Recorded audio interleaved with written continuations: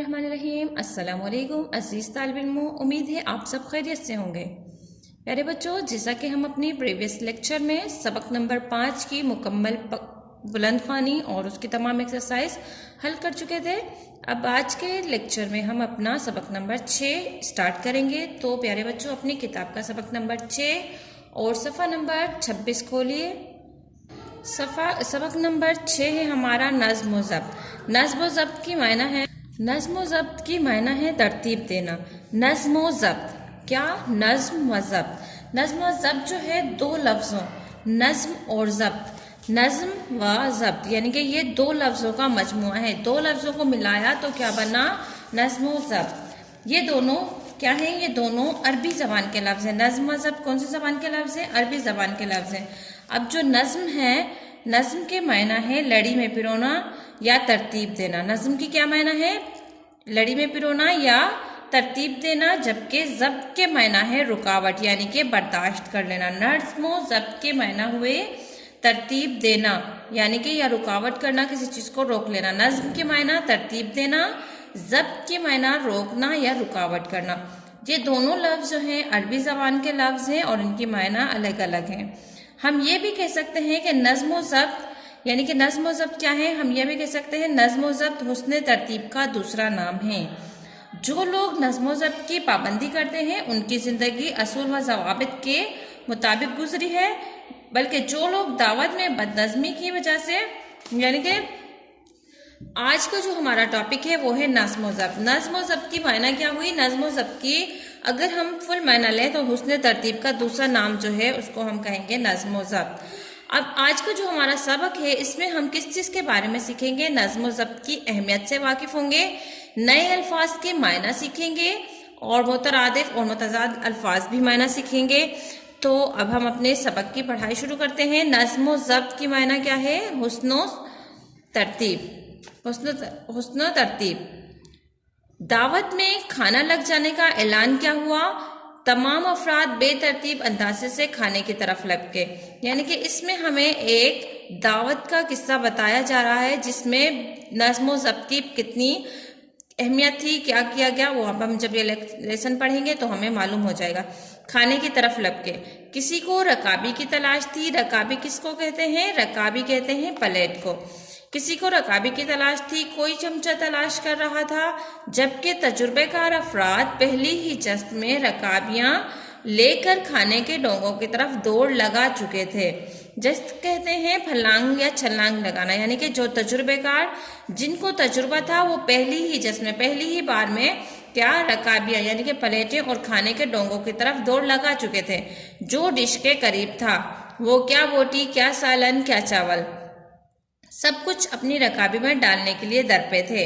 अब हुआ ये कि 300 अफराद का खाना 200 अफराद ने अपनी रकाबियों में भर लिया और बाकी अफराद अपनी रकाबियां लिए मायूसी के आलम में इधर से उधर डोंगों में झांकते फिरे। किसी को सादा चावल मिल गए तो किसी ने सिर्फ रोगनी शोरबे को गनीमत जाना। गनीमत यानी कि अपनी खुशकिस्मती जाना कि चलें उनको ये भी मिल गया।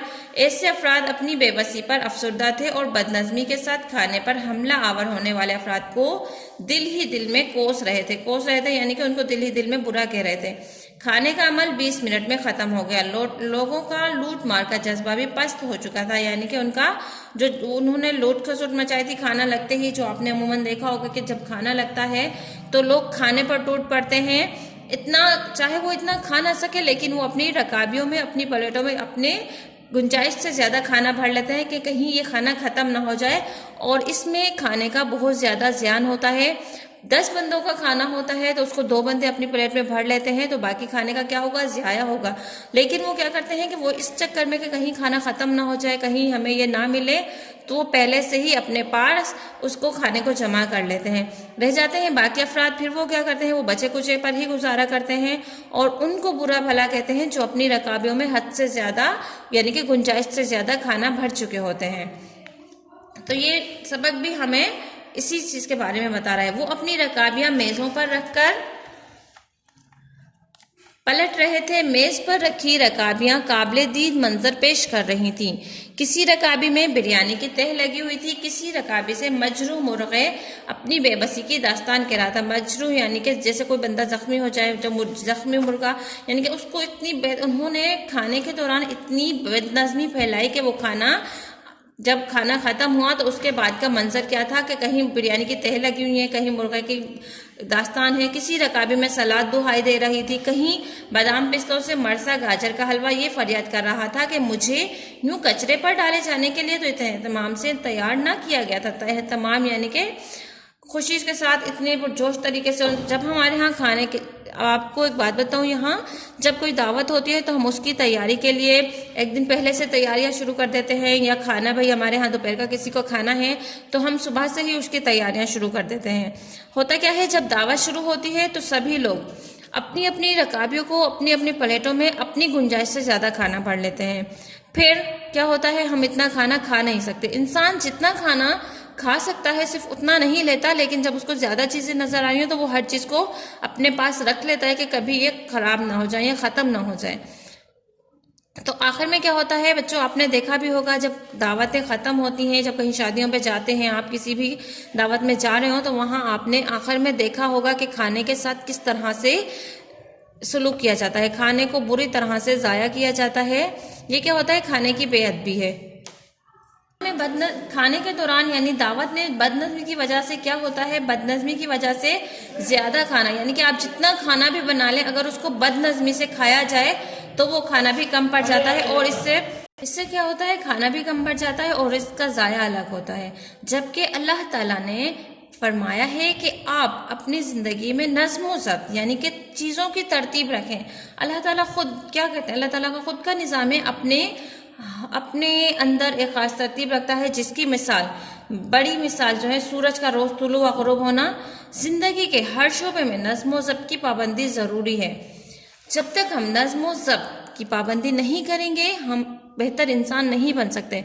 हमें अपने अंदर चीज़ों की तरतीब देनी होगी, हमें अपना हर काम तरतीब से करना होगा। अगर हम तरतीब नहीं रखेंगे तो हम अपने कामों को अच्छे तरीके से खुश इसलोबी से नहीं कर पाएंगे। अल्लाह ताला का पैदा किया हुआ निज़ाम कायनात अपने अंदर एक ख़ास तरतीब रखता है। सूरज का हर सुबह वक्त मुकर्रर पर तुलू होना, वक्त मुकर्रर पर गुरूब हो जाना नज़्म व ज़ब्त की उम्दा मिसाल है। यानी कि अल्लाह ताला ने जो निज़ाम कायनात बनाया है, इस कायनात का निज़ाम बनाया है, उसको भी एक ख़ास तरतीब से रखा है। इसकी बड़ी मिसालें आपको बताई कि सूरज और चांद है। सूरज अपने वक्त पर निकलता है और अपने वक्त पर गुरूब होता है। चांद के घंटे बढ़ने में भी एक तरतीब दिखाई देती है। इसी तरह मौसमों का तग़य्युर व तबद्दुल में भी हमें नज़्म व ज़ब्त सिखाता है। लिहाजा नज़्म व ज़ब्त हुस्न तरतीब का दूसरा नाम है। जो लोग नज़्म व ज़ब्त की पाबंदी करते हैं उनके हर काम में एक सलीका और तरतीब नजर आती है। इसके बरअक्स वो लोग जो नज़्म व ज़ब्त से आदी होते हैं उनकी ज़िंदगी में किसी कायदे या कानून की पाबंदी नज़र नहीं आती। ऐसे लोगों की ज़िंदगी बेसलीका और बेतरतीब गुजरती है। प्यारे बच्चों, आज का हम अपना सबक यहीं पर मुकम्मल करते हैं। इस लेसन की निस्फ पढ़ाई हम अपने नेक्स्ट वीडियो में, नेक्स्ट लेक्चर में करेंगे। जैसे कि अब आपको नज़्म व ज़ब्त की मायना अच्छे से समझ आ गई होगी। नज़्म व ज़ब्त की मायना है कि आप अपनी ज़िंदगी में चीज़ों को तरतीब से करें। जो काम आपने करना है उसको प्लानिंग से, उसकी आप पहले तरतीब दें कि आपने ये काम किस टाइम करना है, किस वक्त पे करना है। नज़्म व ज़ब्त की पाबंदी आप जब कर सकेंगे जब आप वक्त की अहमियत को जान सकेंगे। जो लोग नज़्म व ज़ब्त की पाबंदी करते हैं उनकी ज़िंदगी का, उनका हर काम सलीके से होता है, लेकिन उसके बरअक्स जो लोग ये काम नज़्म व ज़ब्त से नहीं करते, जो नज़्म व ज़ब्त अपनी ज़िंदगी में नहीं लाते, उनकी ज़िंदगी में कोई भी सलीका, कोई भी तरतीब नज़र नहीं आती। उनकी ज़िंदगी तो सबकी गुजरनी है, लेकिन जो अपनी ज़िंदगी को अच्छे से गुजारते हैं, बेटा आपने उसका अमल खुद देखा होगा कि जो लोग अपनी ज़िंदगी को तरतीब से, नज़्म व ज़ब्त से गुजारते हैं उनकी ज़िंदगी बहुत अच्छे से गुजरती है। मुश्किल अल्फाज के मायना जानेंगे। नज़्म व ज़ब्त, नज़्म की मायना क्या था? नज़्म माना तरतीब देना, ज़ब्त माना रोकना या रुकावट। उसके बाद था जस्त यानी कि छलांग लगाना। रकाबी कहते हैं पलेट को, रकाबी यानी पलेट, रकाबियों पलेटों को। मायूसी माना उदास हो जाना। गनीमत मायना अब बहुत जानना, थोड़ी सी चीज को बहुत ज्यादा जान लेना कि बस यही ठीक है। अफसुर्दा, उदास। कोस यानी कि उनको बुरा भला कहना। पस्त यानी कि कमजोर हो जाना। मजरू, मजरू यानी जख्मी। एहतमाम यानी कि चीजों का बंदोबस्त करना। मुकर्ररा वक्त यानी कि वो वक्त जो मुकर्रर किया गया। वक्त मुकर्ररा यानी कि वो वक्त जो मुकर्रर किया गया हो। उम्दा मायना आला, बड़ी मिसाल। अरे बच्चों, आपका आज का होमवर्क क्या है कि आपने सबक नंबर 6 नज्म व ज़ब्त की अच्छे से पढ़ाई करनी है। और दूसरा आपका होमवर्क ये है कि जब आप इस लेसन की पढ़ाई कर लेंगे तो उस लेसन की पढ़ाई के बाद आपने सवाल नंबर 2 सबक के मुताबिक दुरुस्त जवाबात पर सही का निशान लगाइए। सवाल नंबर 2 मुकम्मल करना है। जैसा कि इस तरह से खाना लगने के ऐलान पर लोग खाने की तरफ लपके। तेजी से, बेतरतीब, दीवानावार या तरतीब से। खाने लगने पर, जब खाना लगने का ऐलान हुआ तो लोग खाने की तरफ किस तरह लपके? बेतरतीब, यानी कि वो जैसे ही उन्होंने सुना कि खाना लगा है, लोग बेतरतीब उसकी तरफ भागे। ये आपका आज का होमवर्क है। आपने अच्छे से पढ़ाई करनी है और अपना होमवर्क मुकम्मल करना है। ओके स्टूडेंट, टेक केयर, अल्लाह हाफिज।